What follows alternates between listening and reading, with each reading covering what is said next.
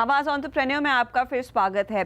हर कोई आजकल इंटरनेट पर शॉपिंग करने में लगा हुआ है और क्यों न हो, इसे कन्वीनियंट शॉपिंग का तरीका भी नहीं है। जाहिर है फ्लिपकार्ट, जबोंग, मिंत्रा जैसी कंपनियों की सक्सेस स्टोरी से काफी लोग प्रभावित भी हुए हैं और हमसे भी हजारों दर्शकों ने पूछा है कि कैसे एक ई कॉमर्स रिटेल का कारोबार शुरू किया जाए।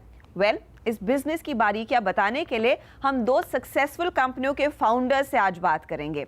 हमारे साथ हैं जबोंग के को फाउंडर और एमडी मनु कुमार जैन और साथ ही मिंत्रा के फाउंडर सीईओ मुकेश बंसल। आप दोनों का ही स्वागत है। मुकेश, मैं आपसे शुरुआत करना चाहूंगी क्योंकि सबसे पहले किसी भी बिजनेस को शुरू करते वक्त ये सवाल उठता है कि क्या वो प्रॉफिटेबल होगा। कुछ ऑनलाइन रिटेल कंपनियों को मुश्किलों का सामना करना पड़ा है, प्रॉफिट्स काफी टाइम लगे आने में। आप क्या कहेंगे, इजी है प्रॉफिटेबिलिटी अचीव करना या फिर काफी मेहनत लगती है? काफ़ी हद तक इस पर भी निर्भर करता है कि आप कौन सी कैटेगरी में हैं, वो बड़ी कैटेगरी है, छोटी कैटेगरी है, कॉम्पिटिटिव लैंडस्केप कैसा है, उसका मार्जिन स्ट्रक्चर कैसा है। फॉर एग्जांपल अगर आप ग्रोसरीज बेच रहे हैं तो उसमें मार्जिन बहुत कम होते हैं, इलेक्ट्रॉनिक्स में मार्जिन बहुत कम होते हैं, फैशन कैटेगरी में रिलेटिवली मार्जिन बेटर है। तो एंटरप्रेन्योर को समझना चाहिए कि इस कैटेगरी के बिजनेस डायनामिक्स कैसे हैं और दूसरा उनके पर्सनल एम्बिशन क्या है। कुछ लोग थोड़ा छोटा बिजनेस बनाना चाहते हैं but to get to profitability quickly there it should be self funded. कुछ लोग काफ़ी बड़ा स्केल अचीव करना चाहते हैं, उसके लिए ज़्यादा इन्वेस्टमेंट लगता है, बड़ा टीम लगता है, प्रॉफिटेबल होने में टाइम लगता है। तो आई थिंक इसका कोई यूनिवर्सल आंसर नहीं है। आई थिंक एंटरप्रेन्योर की अपनी एम्बिशन, कैटेगरी के डायनेमिक्स सबको मिला के they should take a call. Manu, इस स्पेस में जबोंग की एंट्री थोड़ी देरी से हुई, तो आपका फोकस क्या था प्रॉफिट्स के लिहाज से? फॉर्चुनेटली और अनफॉर्चुनेटली फॉर अस, क्योंकि हम लोग सबसे आखिरी में एंटर करे मार्केट में और जब तक हम एंटर गए तब तक मार्केट के डायनामिक्स थोड़े चेंज हो चुके थे। तो हमारा फोकस प्रॉफिटेबिलिटी पे पहले दिन से था। तो हाँ, इस सेक्टर में थोड़ा टाइम लगता है बट मेरे ख्याल से वो हर किसी सेक्टर में लगता है to build a solid business.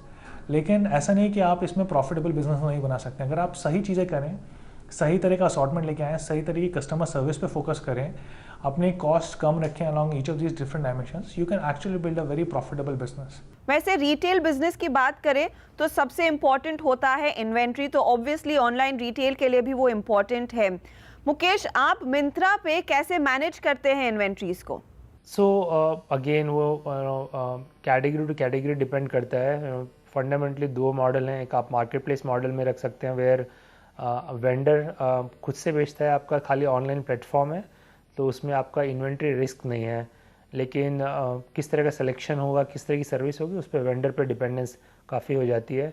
दूसरा मॉडल है आप वेंडर से इन्वेंट्री आउटलेट लेके या तो ख़रीद के या फिर कंसाइनमेंट में अपने वेयर हाउस में रखिए। उससे आपका मर्चेंडाइज पे पूरा कंट्रोल होता है और डिलीवरी टाइम वगैरह काफ़ी फास्ट होता है, but you end up taking some inventory risk. हम लोग मिंत्रा में we do combination of both depending upon the vendor and the quality of merchandise. So again, entrepreneurs can decide in their category whether marketplace model makes more sense or inventory model makes more sense. और मनु, आपकी क्या learnings रही हैं? देखिए, inventory के दो तीन अलग अलग तरीके हैं मैनेज करने के। आप खुद खरीद के रख सकते हैं अपनी इन्वेंट्री, या फिर आप अपने पास इन्वेंट्री रख सकते हैं लेकिन आप उसे खरीदें ना। आप उसको कंसाइनमेंट मॉडल पे ले आएँ, जिसको बोलते हैं कि आप अपने पास रखेंगे लेकिन आप तभी उसको पे करेंगे जब आप उसको बेच चुके होंगे। या फिर तीसरा, जो कि आज के टाइम में कई सारी कंपनीज कर रही हैं, जिसको बोलते हैं मार्केट प्लेस मॉडल, जिसमें आप अपने पास इन्वेंट्री रखते हैं, किसी और के पास रखते हैं, लेकिन आप जब बेच देते हैं उसके बाद या तो आप उसको शिप कर देते हैं या किसी और थर्ड पार्टी वेंडर को बोल देते हैं शिप करने के लिए।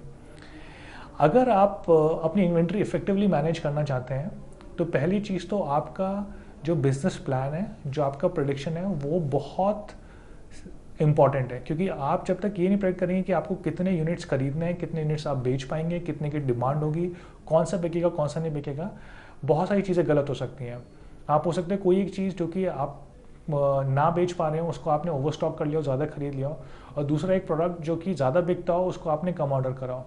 तो ये प्रेडिक्ट कर पाना कि कौन सा बिकेगा कौन सा नहीं बिकेगा based on past trends, based on some initial estimate, that is very very important. दूसरी चीज़ जो इंपॉर्टेंट है वो ये है कि आप इनिशियल ट्रेंड्स देख के उसको रीऑर्डर कर सकें, अगर आप खुद रख रहे हैं इन्वेंट्री अपने पास। तो जैसे कि आपने शुरू में आपने कुछ 100 प्रोडक्ट्स बेचने स्टार्ट किए, लेकिन आपको रियलाइज़ हुआ कि इसमें से 10 बहुत तेज़ बिक रहे हैं और आपके पास स्टॉक कम है, you should be able to reorder those 10 units very very frequently. तीसरा, अगर आप अपना इन्वेंट्री कम करने के लिए मार्केट प्लेस मॉडल पे जा रहे हैं, सबसे बड़ा नुकसान ये होता है कि उस केस में, क्योंकि कोई एक थर्ड पार्टी वेंडर है जो कि उसको शिप कर रहा है और सर्विस कर रहा है, कस्टमर का जो एक्सपीरियंस है वो डाइल्यूट हो जाता है। तो उस केस में आपको बहुत ज़रूरी है कि आप ये इंश्योर करें कि वो थर्ड पार्टी वेंडर जो मार्केट प्लेस मॉडल में आपके बिहाफ पे शिप कर रहा है, वो एक सही कस्टमर सर्विस प्रोवाइड कर रहा है आपके कस्टमर को। ये कस्टमर कभी ये नहीं सोचेगा कि वो एक थर्ड पार्टी वेंडर है जिसने गलत सर्विस प्रोवाइड करी। कस्टमर हमेशा आपको दोषी ठहराएगा for any kind of goof up और for any kind of poor customer service. तो ये 2-3 चीज़ें ख्याल रखने की ज़रूरत है अगर आप अपनी इन्वेंट्री को ठीक से मैनेज करना चाहते हैं। इनफैक्ट ऑनलाइन रिटेल के काफ़ी और भी पहलू हैं जिस पर हम अगले हफ्ते भी बात करेंगे। फिलहाल thank you gentleman for your time.